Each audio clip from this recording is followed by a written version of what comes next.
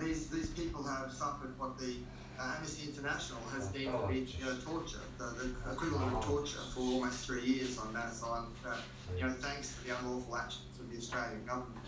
Ian Runtoul staying up late for us in Sydney. Thank you for your time.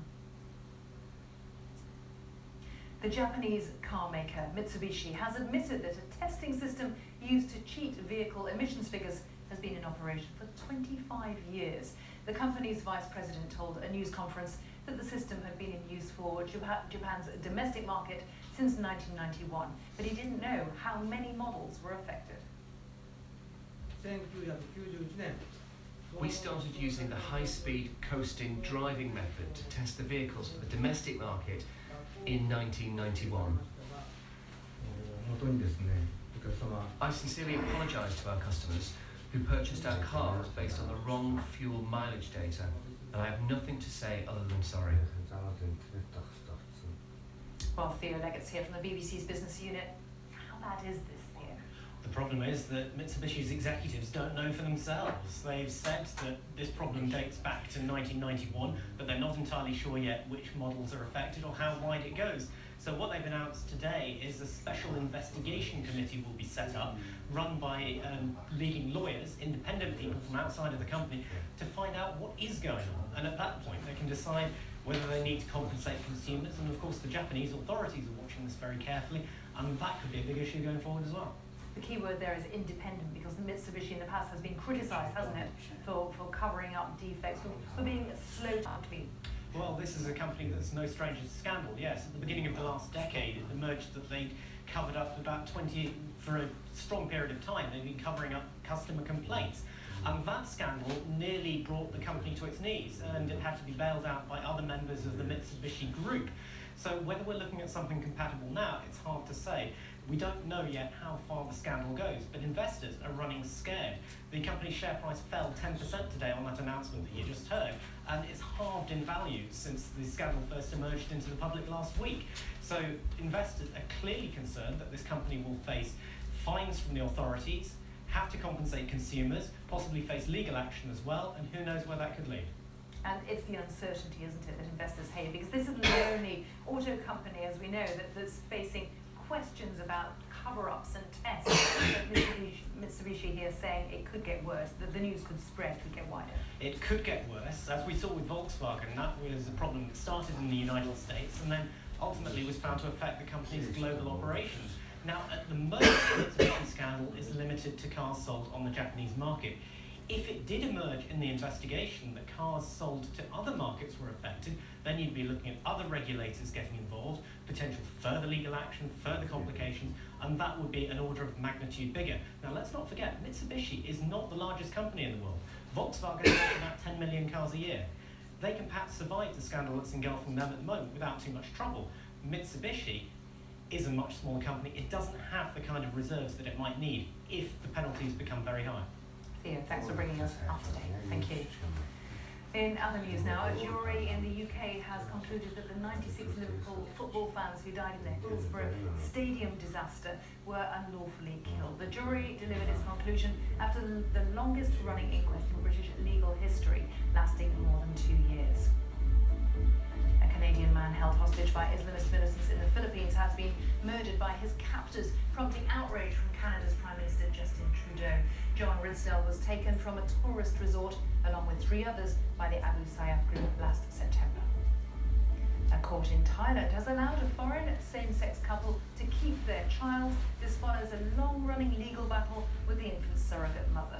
The couple, a Spanish man and his American husband, had been unable to leave Thailand with their 1-year-old daughter Carmen. They accused the surrogate mother of reneging on their agreement when she found out that they were gay. Do stay with us here on BBC World News. Still to come, relatives of 15 young people killed by a fireball at a concert in Taipei go to court to see the organiser sentenced. We'll bring you the latest from Taipei.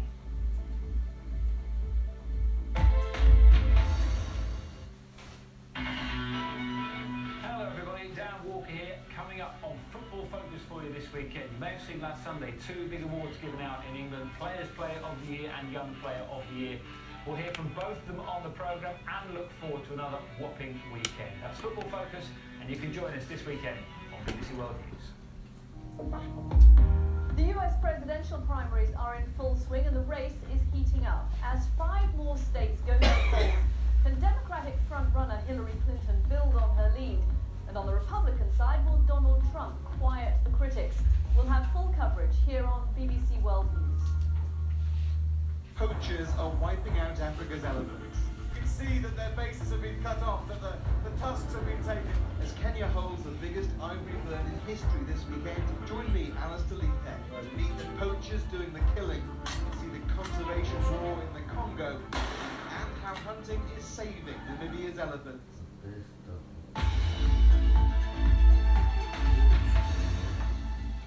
Hello again, I'm Philippa Thomas and you're watching Impact from the BBC. Our main news today, the Supreme Court in Papua New Guinea has ruled that Australia's detention of asylum seekers there is illegal. The Japanese car maker Mitsubishi has admitted that its testing system used to cheat fuel consumption figures has been in operation for 25 years. A Bangladeshi militant group affiliated to Al-Qaeda has said it killed a gay rights activist Julas Manan and his friend Tanay Majumdar in Dhaka on Monday. Ansar al-Islam Bangladesh said it targeted the men because they were promoting homosexuality with the help of the United States and of India. The deaths were the latest in a series of murders of secular writers and activists in the country. Akbar Hussain reports from Dhaka. The house looks very quiet after the brutal killing of leading gay rights activist Julas Manan. He has been buried in a local graveyard here in Dhaka. Police are still in place in front of his house. The investigators are trying to find out who are behind the killing.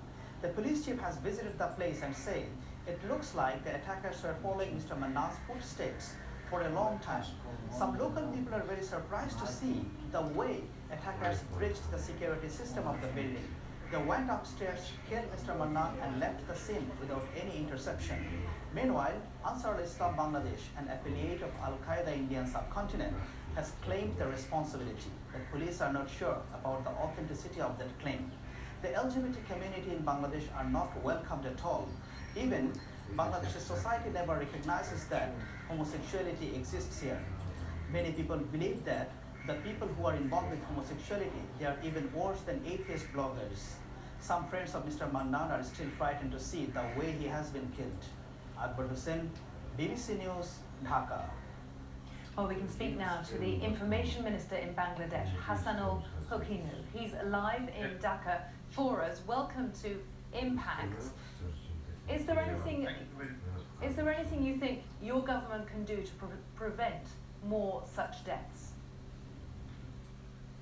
Thank you very much. A few years we have been facing certain secret covert killings from religious militants and fanatics. That is a problem, but at the moment the government of Bangladesh has a zero tolerance attitude towards all the terrorists and militants, even fanatics, whoever. As you know that for the last 1 year we have been successful in tracking down the killers, and one of them is already tried in the court of law and has been sentenced to death and other capital punishments. Others are waiting for the trial. In 1 or 2 cases, we have not been as yet to locate the real killers. In this case, I will request you that it is not that they are targeting atheists or free thinkers. Even the professor who has been killed yesterday in the north of Bangladesh, Rajshahi, he is a religious person and he has never wrote against any religion or criticized any religion. So the point is that a group of terrorists and militants are out to destabilize the country and take the country beyond the constitutional process. So that is the problem. So they are targeting soft targets, targeting priests, mullahs, the minority Shia community, and certain bloggers, secular thinkers, and any social activists. But they are very soft targets and they are not affiliated to any political party. It is to terrorize the society that they are still active here and they have a biting power. But as you know, the government of Sheikh Hasina the Prime Minister, for the last 3 years we have been successful in controlling the terrorist activities unleashed by certain quarters in the country. We have been successful to control that. So we hope the way the terrorists are acting now, it is just they are trying to give a message that they are still alive in the political scenario. Minister, you talk about zero tolerance, and you've been very clear about the kind of people who are being targeted. So what more protection can you offer them when we know that bloggers, for example, are still getting death threats? Yes, it is not only the bloggers, even he is regularly getting death threats. Other ministers are getting. Any social activists or women activists, even the journalists who are against the militants and writing real stories against the terrorists, they are also facing death threats. So at the moment, the law enforcement agency we have drawn up a list of writers, publishers, and we are taking special care to protect them. At the same time, our intelligence is very efficient. We are tracking down all the suspects in this matter. Do you also call on religious leaders to condemn murders that seem to be motivated, targeted at the secular, the free-thinking, or the gay? Sure, thank you very much. It's a very good proposal. We have already asked the religious leaders from all religions to condemn these killings, because in no religion gives right to kill a person without trial. Even in Islam, there is no right of a Muslim to kill a person without a trial. And in Quran, it is clearly written that nobody is above law, and without lawful process, no Muslim can kill any person. Any person. That is Quranic version. Hassan Al-Haq, thank you so much for joining us here on BBC World News. Now, here's a medical development which looks like rather good news. New research has found that the time of day when you get an immunisation jab